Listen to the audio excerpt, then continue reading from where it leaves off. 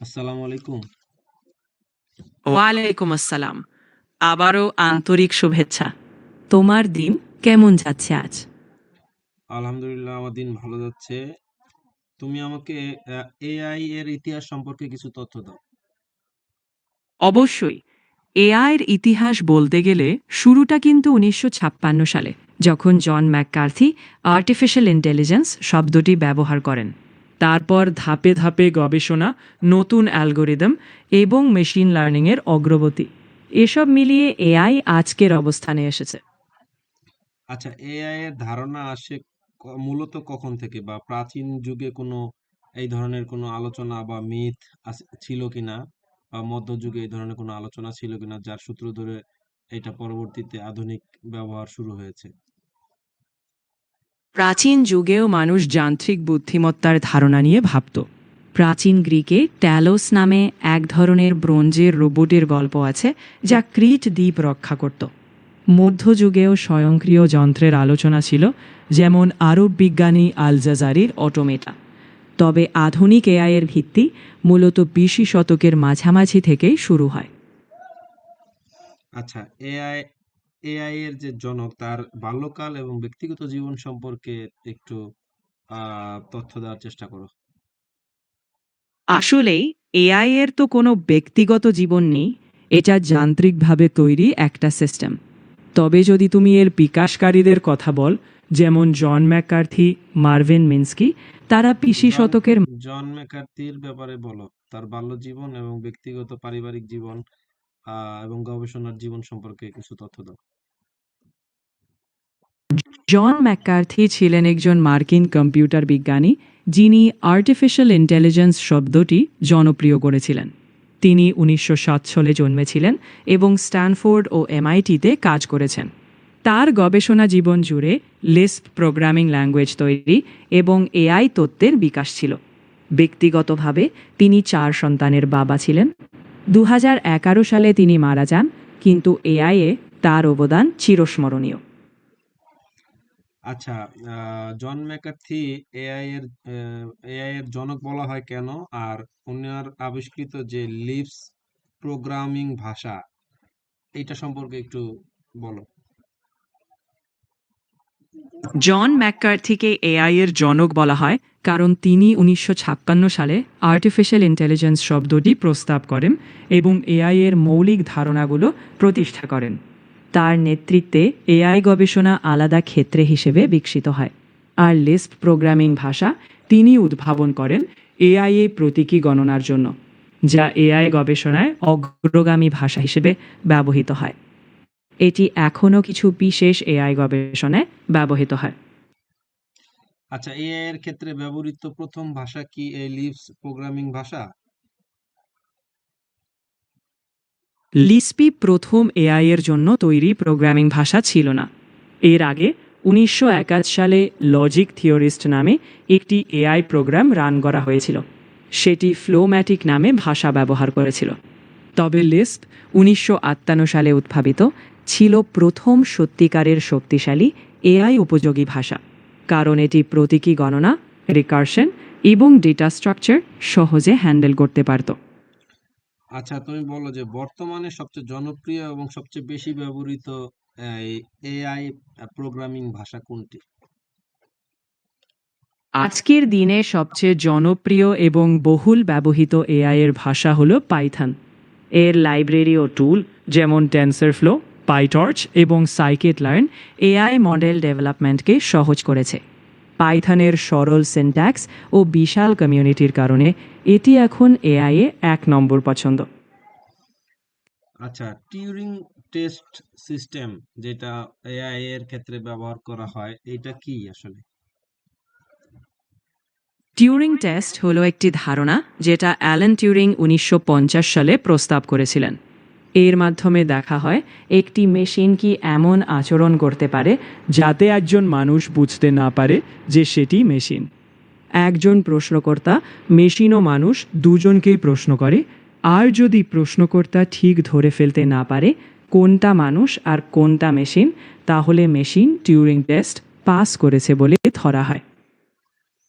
আচ্ছা, এই Turing test সর্বপ্রথম কবে করা হয় এবং এটার সফলতা আসে কখন? টিউরিং টেস্টের ধারণা 1950 সালে অ্যালান টিউরিং তুলে ধরেছিলেন, কিন্তু সেটার আনুষ্ঠানিক বা ঐতিহাসিক প্রথম প্রয়োগের কোনো নির্দিষ্ট তারিখ নেই। এটাকে দীর্ঘদিন ধরে এআই এর তাত্ত্বিক পরীক্ষা হিসেবে বিবেচনা করা হয়। আসলে আজ পর্যন্ত কোনো মেশিন পুরোদমে টিউরিং টেস্ট পাস করেছে এমন বিতর্ক আছে। আংশিক সফলতা দেখা গেছে কিছু চ্যাটবট বা প্রোগ্রামে, কিন্তু নিখুঁতভাবে এখনও নয়। আচ্ছা, আংশিক কিছু সফলতা দেখা গেছে বললা, মানুষকে বিভ্রান্ত করতে পারে এমন কিছু এআই এর এমন কিছু বিষয় একটু বলো। কিছু চ্যাটবট যেমন এলাইজা 1970 দশকে তৈরি বা সাম্প্রতিক কিছু উন্নত চ্যাটবট কখনো কখনো খুব স্বাভাবিক সংলাপ করতে পারে, যাতে কিছু মানুষ বিভ্রান্ত হয়। এছাড়া কিছু এআই সিস্টেম মানুষের লেখার ধরন নকল করে এমনভাবে যে সেটা আসল বলে মনে হতে পারে। তবে এগুলো সাধারণত গভীর প্রশ্ন বা দীর্ঘ আলাপে ধরা পড়ে। তাই আংশিক সফলতা বলতে মূলত সংক্ষিপ্ত সময়ে বিভ্রান্ত করা বোঝায়, কিন্তু টিউরিং টেস্টের পূর্ণ মানে নয়। আচ্ছা, কাউকে বিভ্রান্ত করেছে এমন কোনো উদাহরণ থাকলে বল। একটা বিখ্যাত উদাহরণ 2014 সালে ইউজেন গুস্টম্যান নামের একটি চ্যাটবট। এটি নিজেকে 13 বছর বয়সী ইউক্রেনিয়ান বালক হিসেবে পরিচয় দিত।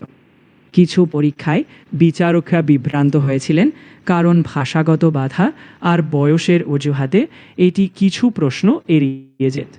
যদিও সবাই একমত নয়, তবু এটি ছিল এমন ঘটনা যেখানে কিছু লোক মনে করেছিল হয়তো সেটি মানুষই। মানে তুমি বলতে চাচ্ছ যে চ্যাটবট নিজেই মানুষ হিসেবে অন্যের সাথে কথা বলতো এবং অন্যেরা মনে করতো এটা সত্যিকার অর্থেই মানুষ।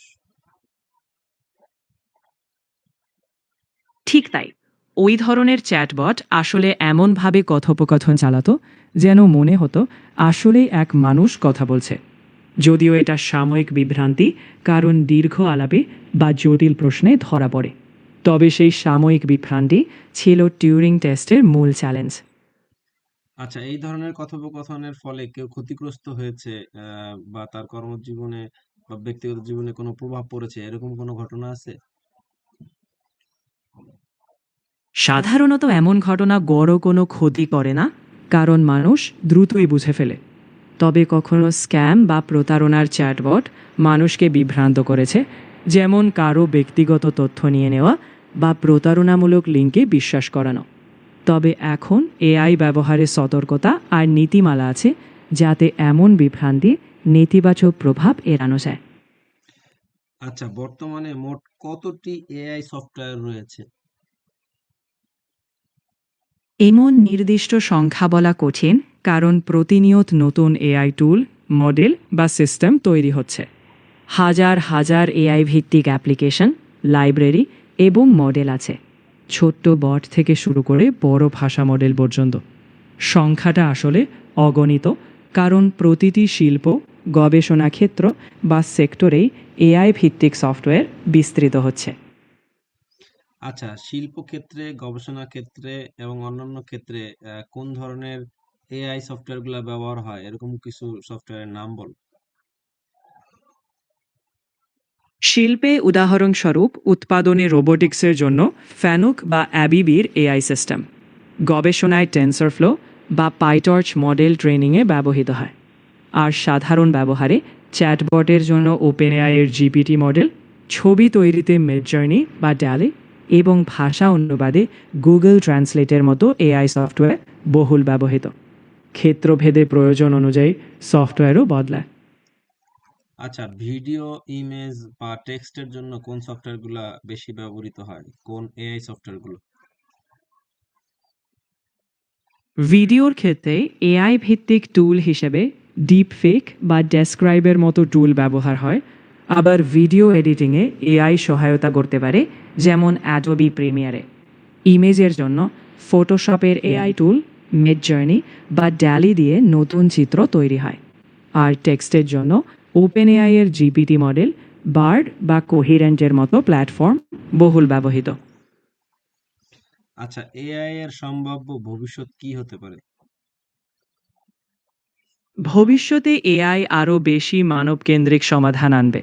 ব্যক্তিগতকরণ, উন্নত স্বাস্থ্যসেবা, জটিল সমস্যার দ্রুত সমাধান এসবই বাড়বে।